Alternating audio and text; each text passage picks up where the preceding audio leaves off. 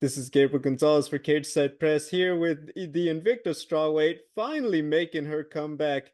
Kay Hansen taking on Sayury Canon at Invicta next Saturday, June 28th. Kay, let me get straight to it. I follow you a lot. I know you get asked this and you answer it every week. When are you fighting again? You're about a Yes. 1 week out now. I want to know, how does it feel? Like, does the sun feel warmer when you go outside? Do the lines at the grocery store feel shorter knowing you finally have it? You can finally answer all the people who've been asking this? Yeah, it's been awesome. I've had some time off, but I'm also really young, and I feel like that was very critical for some self-development. And I think that's definitely going to translate into my performance in the cage. So I'm very excited for sure. I've been getting that question for a while now, so I'm really excited. It's been a while since I've been fight week or like about to fight, so I'm really excited, and I'm happy to be experiencing all these emotions again, I guess. For the fans who haven't been following you online, can we talk a little bit about the timeline? So, Hmm. 2022, your last fight. Hmm. After that, hand injury took a long time to rehab. We talked about it's just one of Yeah. those things that took a while. Um, Hmm. at about, just tell me, how long was the rehab before you even physically, let alone scheduling or business, physically, Hmm. how long did it take you before you would have even been able to have a fight after we last saw you in 22? I mean, I'm not technically sure of the timeline. I believe I hurt my hand in October of 2022. I shattered my knuckle, and I didn't go to the doctor right away because I just figured I sprained my hand or I don't know something. So I definitely probably prolonged it by not getting it checked out right away. And then once I did, I realized it was shattered, and then it kind of healed incorrectly. So it took time to kind of work around that because it was either like re-break it or just let it do its thing. So I just let it do his thing. Had to work through some like uncomfortable, feelings when I punch or whatever. But I for sure was training one-handed for a few months, and that was rough. Next time, I'm definitely just gonna go straight to the to the ER and figure that out. But either way, I feel like fighters were always dealing with injuries. You know what I mean? But either way, I think taking that time off really did help me develop as a person. And don't get me wrong, I was still training in these 2 years. Like, I have still been training. It's not like I took 2 years off and just jumped back into a camp and wasn't active in the gym and wasn't progressing in the gym. Like, I was still making strides in the gym. I was still showing up to practice. It's not like I've had 2 years of no training and then I'm jumping back into a fight. I've been active in the gym and I've been on top of everything. So it is my first fight in a while, but it's not the first time I've trained. This camp isn't like the first time I trained, I guess. And then I want to talk a little bit on the business side because it felt Mhm. like just a lot of things, it just felt like there was a little bit of trouble maybe getting you to a competition. I know late last year, combat jiu-jitsu Mhm. match fell apart, probably like a week Yeah. outish, if I'm not mistaken. Hmm. You were signed with Invicta, and it's no secret they've been on a bit of a hiatus. We now know Yeah. why. New broadcast partners, CBS Sports, which I'm sure is Hmm. exciting for you to have the platform. Yeah. But how many times were you offered? Were there talks about, hey, jujitsu or, Yeah. I don't know, maybe like a grappling competition or a match? How often were those talks happening in the last, let's say, year or so? So I did agree to the Medusa match, and then unfortunately the week of, my opponent had to pull out for personal reasons. So that was obviously I wanted to compete, so that was a bummer. But I have actually agreed to three different fights this year, and this is the first one that has came to fruition. So, I have been trying to fight. My goal was actually to fight in like January, February ish, but things don't always line up, especially outside of the UFC. It's not as like go go go, you don't have, it's a little different. People disagree more, or like it's harder to negotiate, get people to say yes, because they don't really have, no one really has that leverage, I guess. Plus I feel like a lot of times when you're coming off of a UFC run, some people either really want to fight you or they really don't want to fight you, and there's really opposite ends of the spectrum, but there's not many people who are in the middle. So sometimes that can be hard as well. But I've agreed to three fights this year. This is the first one that has finally made it this far. So I'm very excited. But yeah, I've been in, the mental mode to fight for the whole year for sure. Gotcha, gotcha. I didn't realize there's quite so many.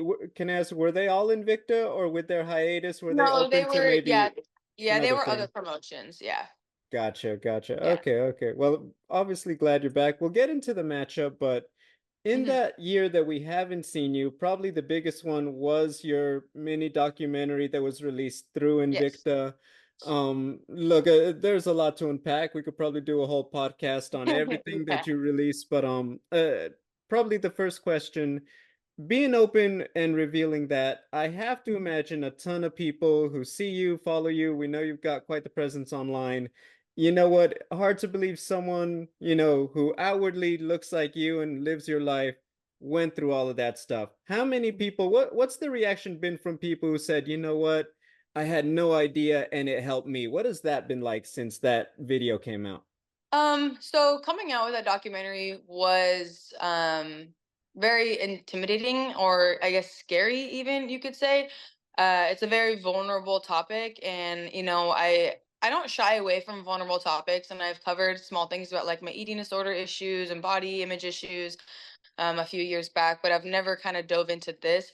And even, with what I opened up about on the documentary, I barely touched the surface. The whole point of the documentary was to be a more inspiring, or not relatable, but if anyone could relate to it, kind of to help that, because I know when I was going through my situation, I didn't have anyone that inspired, like, I don't know, like I needed like that push, or I needed to know that I wasn't alone. Like I felt so isolated, and that's all I kind of wanted to do. I think a lot of people were surprised, but I hit the tip of the iceberg with it. I didn't really want to divulge much into it. There was a lot of positive feedback. There was some negative feedback too, which is kind of hard to believe, but it also is the internet, so it's a crazy place. But I just hope that even if it wasn't relayed to me, I hope that it did reach someone who needed to hear it, because I know when I was, 16, 17, I needed to hear that, and it would have really helped me. So it was definitely a very vulnerable thing, and that's the only time I've ever really talked about it or touched on it. And I'm sure in the future I'd be open to, doing more, but I kind of wanted to just get it out there. It was like a vulnerable thing, so I don't know. It was definitely scary, but I'm very happy I did it. And I don't know. I also feel like I haven't pushed it very much. I kind of like post about the documentary, and then I kind of like let it do its thing. So maybe I'll dive into it more, just for um, you know I don't know, because there are people who are going through what I went through, and it's a very weird and taboo topic, and I feel like it needs to be more, like, not normalized to talk about, but people need to feel more comfortable being able to come forward and having those spaces where they feel understood and they feel like they can come forward and they feel like it's safe. So it was definitely a very intense feeling, especially when they're like, all right, we just dropped it. And I remember like refreshing comments and like being nervous, and but I'm very happy I did it, and I'm definitely going to speak about it more in the future. Well, look, as just someone who has met you a bit and talked a bit and appreciate all the support, so much respect for you for putting that out there. I know look, we all know people who've gone through things, and anybody putting it out there to say you're not alone and life Yeah. isn't always perfect and you could come through the other side. It's huge for a ton of people. I know that. So much Mhm. respect and much love to you for releasing that. I do have one follow up on it, Of because I course. think this is the one that a lot of, at least to me, maybe fans want to find that connection. You go Hmm. through these things, and you know what? Out there, like public persona, so to speak, one, you're usually very smiley for anyone who meets you, and I think Yeah. we appreciate that. But you know what? Like you're out there in the cage, or you're at weigh-ins, and you gotta look strong and confident. Hmm. Look, we know you do the photo shoots. Look like got to be very confident in yourself and everything else to put that out there. When did you turn the corner, do you feel like, to be able to really portray that and have it feel genuine? Because I'd imagine when you've gone through those things, and you touched on it in the documentary, Hmm. confidence and everything else you're going through, that's a difficult thing to embrace. When did you Yeah. feel you turned the corner that, you know what, I can put this out there for Hmm. me and maybe just for anyone else who would be inspired by it? I feel like healing and like divulging and working through trauma is not linear.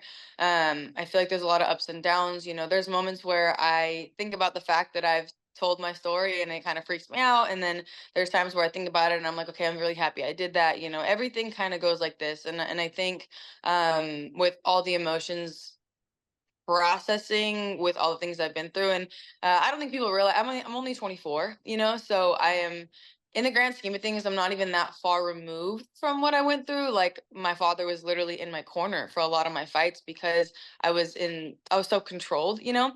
So a lot of these things I'm still working through. And I also think one of the main reasons I wanted to come out with this as well is everyone just sees the social media version of me. And I understand like what you see is what you get on social media. You know, if you only see me fighting and training and posting like bikini photos, like that's all you think I am. And I also think I really wanted to like my one of my goals the last couple like year or two has been to show my personality and to show people like, hey, like I'm not just this fighter, like I have a story. Everyone has a story, and I know not everyone cares to hear that story, but there are people who do care to hear that story, or there are people who need to hear that story, you know.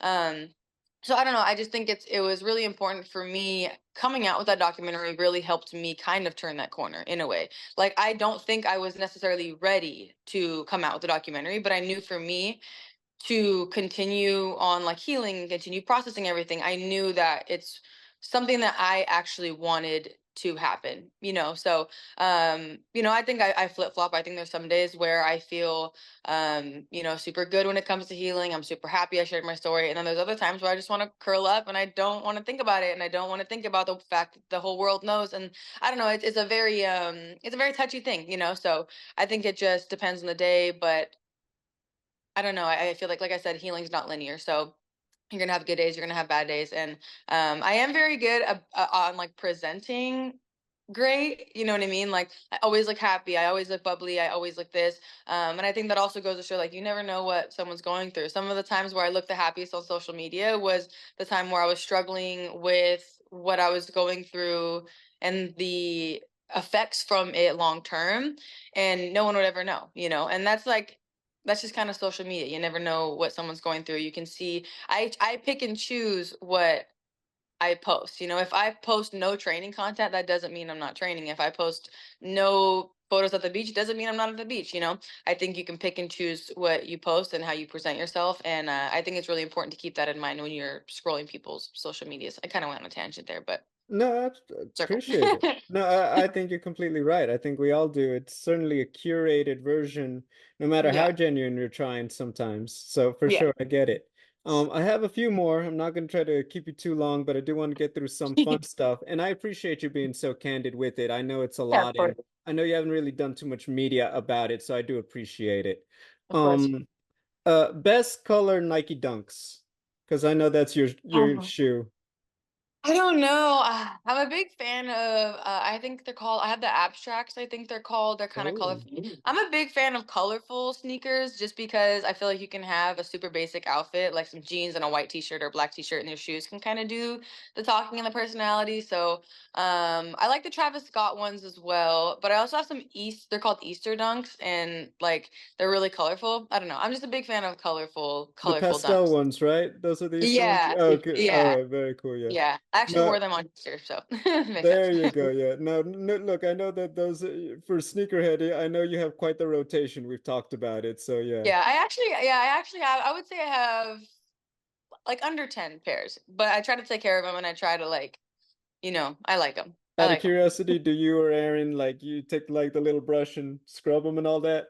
He does. I don't. I mean, I will sometimes, like if they're getting bad, you know, but for the most part, no. Okay, I am. I'm that Yeah. person straight up. So if you need like extra cleaner, you let me know. I got you. Okay, okay. Walkout song. You heard it. I saw you say this. You're not really too tied to a walkout song, which We I were think actually just talking about this, me and my coaches and my teammates, and they were asking me, and I still have no idea. I don't know what I'm walking out to. I'm not huge on my walkout song. I think some people like to use it to get like mentally in the mood, you know, but I don't know. I've never had an attachment to a walkout song, so your guess is just as good as mine right now. So we're both gonna have to wait wait and see what I decide on. so. You've never had that feeling you want to have low key like your own theme song out there. That's just never been a thing for you. No, not really. I don't know. Like I remember when I fought at the Honda Center here in Orange County. I walked out to a Nipsey song because like West Coast, it was kind of cool. Like, but then when I fought in Florida, I also used the same walkout song. So I don't know. Sometimes I'll just use the same ones that I've using just because it's easy. You know, I'll try to like sit here and scroll through my most recent listens, and I'm like, I don't know, that's too sad to walk out to. Like that's you know what I mean. Can't walk out to that. I don't know. So your guess is just as good as mine. We're both gonna have to wait and see what I walk out to. All right, fair enough. I'm looking forward to it. A couple more. Your podcast. Obviously, you've gotten really into it. I love the production. I'm Yeah. assuming Aaron Thank helps you shoot all of you. that. Look, Yes. by the way, I think I'll like rip it off like a band-aid. I think there's some, it's out there, right? Like, would you date a girl who does OF or something like that? Your Yeah. man not only, supportive, he's the photographer for a bunch of them, isn't he? Or he helps Yeah. you with Yeah. all that. I mean, Yeah. I'm sorry, but like, you know what? You keep going, King. You know what I mean? Thank you. I think Thank that's you. a really cool thing. I think that Thank there's a lot of stigma about that. You guys are always, rolling deep with each other every time we you. see you at events. But the podcast, back to my point, looks great. Production is obviously great.